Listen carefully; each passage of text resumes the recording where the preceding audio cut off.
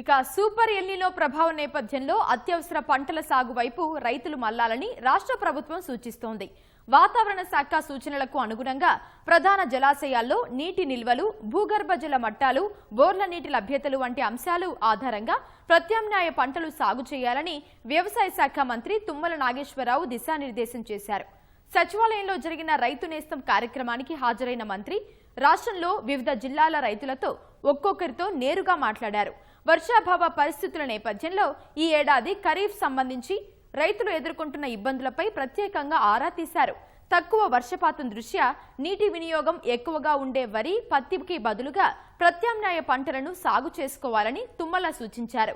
El Niño నేపథ్యంలో ప్రభుత్వ కార్యాచరణ, తాజా పరిస్థితులపై మా ప్రతినిధి మల్లిక్ అందిస్తున్న గ్రౌండ్ రిపోర్ట్ ఇప్పుడు చూద్దాం.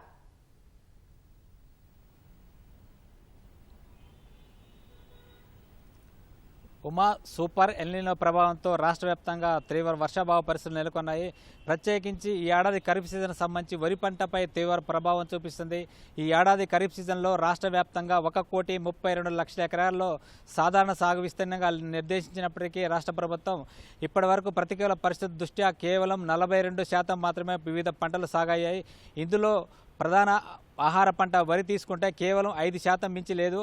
చాలా చోట్ల ఖమ్మం, నల్గొండ, నిజామాబాద్, కరీంనగర్ తదితర జిల్లాల్లో చాలా చోట్ల రైతులు నార్లు పోసుకొని సిద్ధంగా ఉన్నారు. వర్షం వస్తే నాట్లేద్దామని ఇనే కోణంలో. అలాగే ప్రధాన వాణిజ్య పంట పత్తి తీసుకుంటే కూడా దాదాపుగా 56% విస్తీర్ణం మేర సాగైంది. చాలా చోట్ల కూడా పంటల సాగు పురోగతి అనేది చాలా నీరసంగా అని చెప్పవచ్చు. అయితే ఎప్పుడు వర్షం వస్తుందా రాదా అని చెప్పేసి రైతులు తమ పొలాల్లో నిలబడి ఆకాశం వైపు ఎదురు చూస్తున్నారు. ఈ పరిస్థితుల్లో రాష్ట్ర ప్రభుత్వం స్పందించింది. ముఖ్యమంత్రి రేవంత్ రెడ్డి ఆదేశాల మేరకు ప్రతి మంగళవారం జరిగే రైతు నేస్తం కార్యక్రమంలో భాగంగా సచివాలయంలో ఇవాళ జరిగిన రైతు నేస్తం కార్యక్రమంలో వ్యవసాయ శాఖ మంత్రి తుమ్మల నాగేశ్వరరావు ముఖ్య అతిథిగా హాజరయ్యారు. ఈ కార్యక్రమం ద్వారా వీడియో కాన్ఫరెన్స్ ద్వారా వివిధ జిల్లాల్లోని రైతులతో నేరుగా ఆయన ముచ్చటించారు. స్థానికంగా వివిధ గ్రామాల్లో ఉన్న రైతుల వ్యవసాయ పరిస్థితులు, ప్రతికూల పరిస్థితులపై ఆయన ఆరా తీశారు. అలాగే ఇప్పుడు క్షేత్రస్థాయిలో రైతులు ఎదుర్కొంటున్న ఇబ్బందులు కూడా రైతుల వారీగా అడిగి తెలుసుకున్నారు. ఇలాంటి విపత్కర పరిస్థితుల్లో రైతులు ముందస్తు జాగ్రత్తగా రాష్ట్ర ప్రభుత్వం కూడా ముందస్తు జాగ్రత్తలు తీసుకుంటుంది. ఈ క్రమంలోనే ఈ నెల 15వ తేదీ అంటే రేపటి నుంచి 31వ తేదీ వరకు వర్షాలు రాకపోతే ఏం పంటలు వేసుకోవాలి, 31 నుంచి ఆగస్టు 15 వరకు వర్షాలు రాకపోతే ఏం పంటలు వేసుకోవాలి, అలాగే 15 నుంచి ఆగస్టు 30 తారీఖు వరకు వర్షాలు రాకపోతే ఎలాంటి పంటలు వేసుకోవాలి అనే 3 దశలుగా పంటల ప్రణాళికలు రూపొందించింది. అత్యవసర పంటల ప్రణాళికలో భాగంగా చాలా తక్కువ వర్షపాతం నమోదే అవకాశం ఉంది. ఇప్పటికే నిజామాబాద్, ఆదిలాబాద్ ఉమ్మడి జిల్లాలో దాదాపు 25% పైగా లోటు వర్షపాతం కనిపిస్తుంది. అలాగే హైదరాబాద్ సహా మిగతా అన్ని జిల్లాల్లో కూడా దాదాపు 20% పైగా లోటు వర్షపాతం కనిపిస్తుంది. ఇలాంటి పరిస్థితుల్లో సాధ్యమైనంత వరకు వరి పంట వైపు వెళ్ళొద్దని చెప్పి ప్రభుత్వం, వ్యవసాయ శాఖ అలాగే వ్యవసాయ శాస్త్రవేత్తలు కూడా పదే చెప్తున్నారు. ఇలాంటి విపత్కర పరిస్థితుల్లో రైతులు తమ వంతుగా సహకరించాలని చెప్పి కూడా విజ్ఞప్తి చేస్తున్నారు. అయితే ప్రత్యామ్నాయ పంటలకు సంబంధించి ప్రత్యేకించి చిరుధాన్యాలు, పప్పు దినుసులు, నూనె గింజల పంటలు సాగు చేసుకోవడం ద్వారా సుస్థిర ఆదాయాన్ని పొందవచ్చు అని చెప్తున్నారు.